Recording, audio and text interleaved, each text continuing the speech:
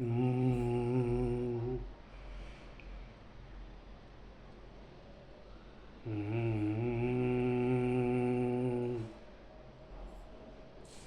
మ్మ్. ఆ, ఆ, ఆ,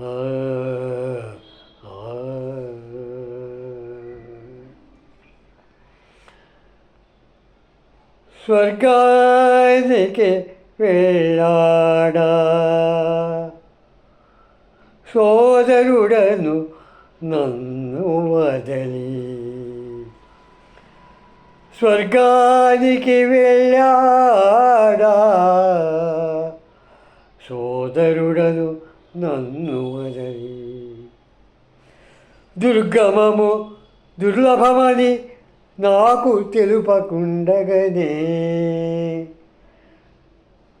దుర్లభము దుర్గమమని నాకు తెలుపకుండనే స్వర్గానికి వెళ్ళాడా.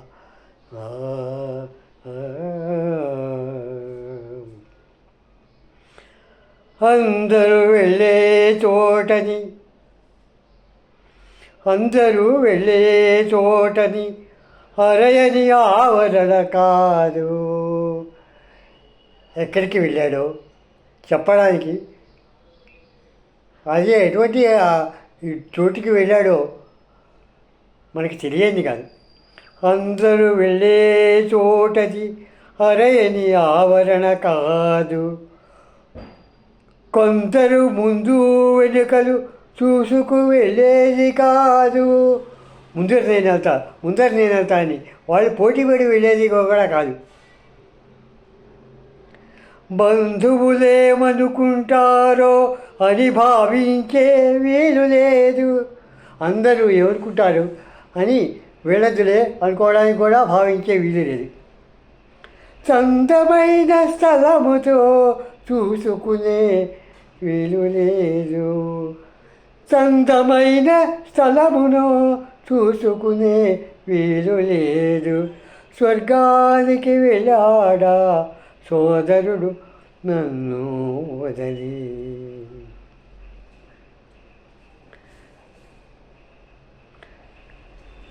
చెప్పకుండా పోతారని తప్పుగా యోచన చేయొచ్చు.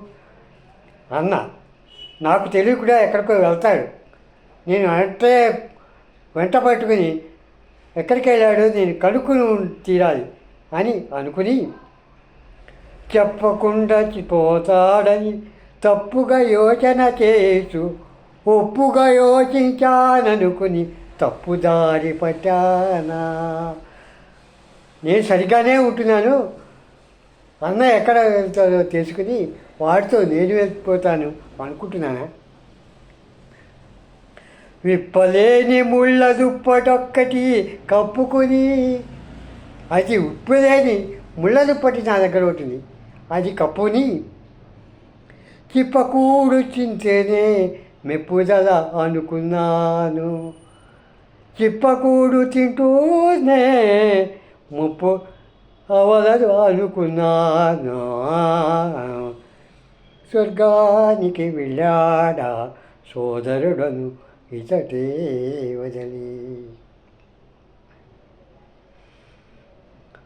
చదును రేవుచొచ్చిన నన్ను అదును చూచు అంతరిక్ష శోధనకై కదలి వచ్చే చూసిపోయే. చదును రేవు పోర్ట్ బ్లెయిర్. చదును రేవు చొచ్చిన అదును చూసి అంతరిక్ష శోధనకై కదలి వచ్చి. అక్కడికి నికోబార్ ఎక్కడో వాళ్ళకి పనుంటే ఇస్రోలో పనిచేసేవాడు. అక్కడ అంతరిక్షానికి సంబంధించేదో పని ఉంటే అక్కడికి వచ్చి ముదముగల్గా మూలనున్న నన్ను చూడ వచ్చినాడు. ముదముగల్గా నాకు సంతోషం కలిగేట్టుగా, ముదగల్గా మూలనున్న నన్ను చూడవచ్చినాడు. ఎక్కడో మూల పోర్ట్ బ్లెయిర్లో ఉన్నప్పుడు ఆ పోర్టుబిలేరులో నన్ను చూడడానికి వచ్చాడు. చదును రేవు చొచ్చిన నన్ను అదను చూచి అంతరిక్ష శోధనకై కదలి వచ్చి చూసిపోయే ముదముగల్గ మూలనున్న నన్ను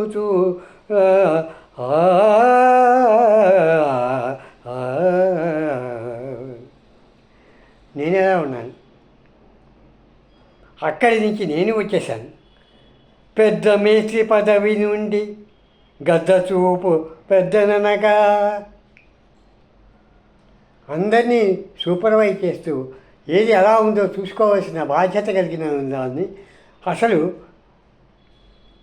పెద్ద మేస్త్రి సూపర్వైజర్ అంటారు. ఆ సూపర్వైజర్ పదవి నుంచి వచ్చేసి ప్రాజెక్ట్ డైరెక్టర్గా నేను వచ్చేసాను.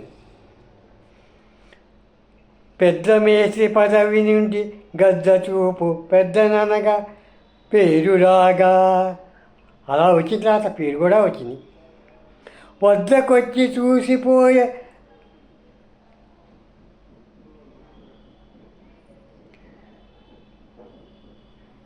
పెద్ద మనుషులే పొగిడి చాలా బాగా చేస్తున్నావు, చాలా ఉపయోగమైన పని చేస్తున్నావు, చాలా మంచి పని చేస్తున్నావు అని పొగిడేసి వెళ్ళాడు. కొద్ది నాళ్ళకే ఒక ట్రక్కు గుద్దిపోయే ఒకటే నన్ను. తర్వాత కొన్నాళ్ళకి ఒక ట్రక్కు గుద్ది వేసింది, వీడు పడిపోయినాడు అని చెప్పి చాలా బాధపడ్డాడు. ఎవరు? కానీ స్వర్గానికి నేను వెళ్ళానా? వెళ్ళలేదు. స్వర్గానికి వెళ్ళాడా సోదరుడు అగ్గు నన్ను వదిలి. కానీ నన్ను వదిలేసి ముందరే స్వర్గానికి వెళ్ళాడు.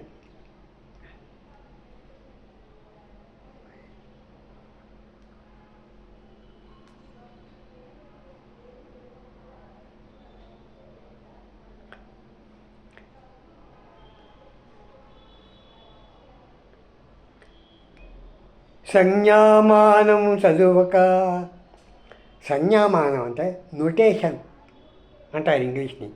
అంటే మనం ఏం చేయదలుచుకున్నా దాన్ని ఒక గుర్తులు పెట్టుకుంటూ అది చదవడానికి ఎలా చదవాలో అలా గుర్తులు పెట్టుకోవడాన్ని సంజ్ఞామానం అంటారు. ఆ సంజ్ఞామానంలో అంటే అలా నొటేషన్లో చదవక, సంజ్ఞామానంలో చదవక సంగీతము నెరిగితినని. అటువంటిది అదే తెలుగు కూడా సంగీతం నాకే తెలుసు అనుకున్నాను. సంజ్ఞామానము చదవక సంగీతము నెరిగితినని అజ్ఞానపు ఆలాపన మోదము తెలుపునే. అజ్ఞాపనపు ఆలాపన ఒకటి చేస్తుంటే అదే బాగుందిరా, బాగానే ఉంది అని అది ఆలాపనకి ఆమోదమే తెలిసాడు. అజ్ఞానపు ఆలాపన కామోదము తెలుపునే. ప్రజ్ఞావంతున ఎగుటకు తర్వాత అలా విడిచిపెట్టాడంటే ప్రజ్ఞావంతుడు అవ్వడానికి దానిలో యజ్ఞము చేసేటట్టుగా చేసే. యజ్ఞం చేసేట్టుగా అంటే సాధన చేసి అది యజ్ఞంలా సాధన చేసేట్టుగా చేసి ఋత్విజ్ఞుడు అయినాడు ఋషికాడ మా అన్న. ఋత్విజ్ఞుడు అంటే యజ్ఞం చేయించేవాడు. నేను యజ్ఞం చేసేట్టుగా నా దగ్గరుండి నా తర్వాత యజ్ఞం చేయించాడు, శాసన చేయించాడు. పట్టుదల ఉండి నువ్వు ఏ రాగం చేసుకుని ఎలా పాడినా కూడా దానిలోంచి తప్పిపోకుండా నువ్వు ఎలా పాడాలి అని సూచనలు ఇస్తూ అలాగా నన్ను ప్రోత్సహించి ఒక పక్క నాకు తెలియకుండా పాడుతున్నా బాగానే పాడుతున్నావు అని ప్రోత్సహిస్తూనే ఆమోదం తెలుస్తూనే అన్నాడు. అటువంటి అన్న స్వర్గానికి పోయాడా.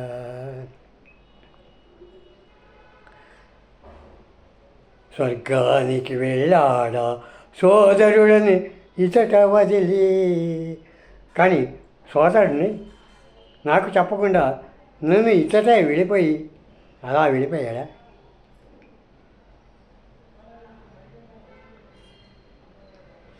పెళ్ళిళ్ళని పెద్ద కర్మని కలుసుకుంట జరిగేను.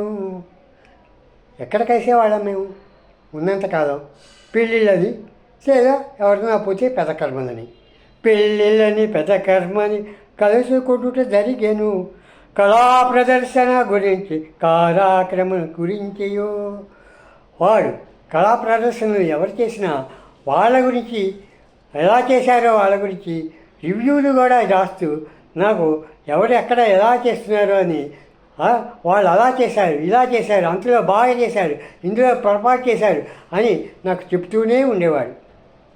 పెళ్ళిళ్ళని పెదకర్మని కలుసుకొనుట జరిగెను. కళా ప్రదర్శన గురించి కార్యక్రమాల గురించి వేళయొప్పిన చోట్ల వెళ్ళక తప్పక చేరును.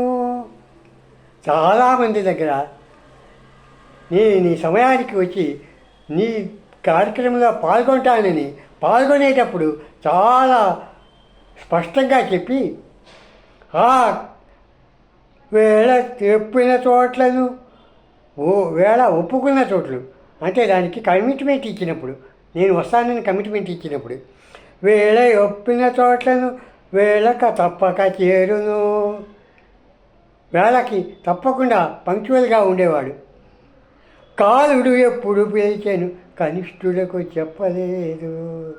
కాలుడు అలా పిలిచాడు అని నాకు కనిష్ఠులకి, నా చిన్నవాడిని కదా, నాకు చెప్పాలి కదా, చెప్పలేదు. స్వర్గానికి వెళ్ళాడా సోదరుడు ఇసట వదలి.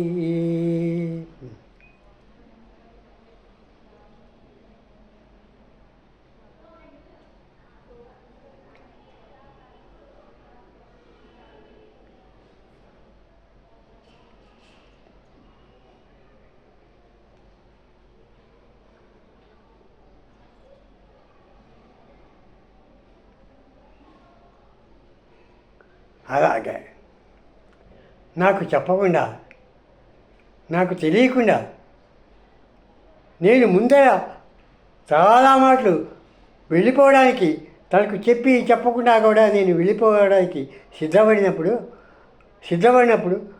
నేను సిద్ధంగా ఉన్నానని తెలిసినవాడిని. కానీ తను సిద్ధంగా ఉన్నాడని తెలియకుండా కాలుడు ఎప్పుడు పిలిచాడో మనకేం చెప్పకుండా ఆయన వెళ్ళిపోయేవాడు సోదరుడు కదా. ఎవరికైనా సోదరుడికి చెప్పకుండా ఎప్పుడు వెళ్ళిపోతే కోపం వస్తుంది. కానీ ఆయన్ని మెచ్చుకుంటూ భలే వెళ్ళిపోయావు, నాకు చెప్పకుండా వెళ్ళిపోయాడని మెచ్చుకుంటారా? నేను అందుకని మెచ్చుకోలేదు. ఇది నిందాస్తుతి. మా అన్నగారు డాక్టర్ ఎస్ అంటే సిస్ట్ల రాజశేఖరం గారి పుత్రుడు సిస్ట్ల నటరాజమూర్తి గారు నా సోదరుడు. నేను సిస్ట్ల విజయకుమార్ని, వారి తమ్ముని. వారు పోయిన సందర్భంగా నేను ఏమీ చెప్పలేక ఇలాగా కళావతి రాగంలో ఇలాగా చెప్పుకుంటూ పోయాను. క్షమించాలి. నీ సమయం కూడా నేను తీసుకుని ఉంటే క్షమించాలని మరొక మాట మీకు క్షమాపణ చెప్పుకుంటూనే నిష్క్రమిస్తున్నాను. నమస్కారం.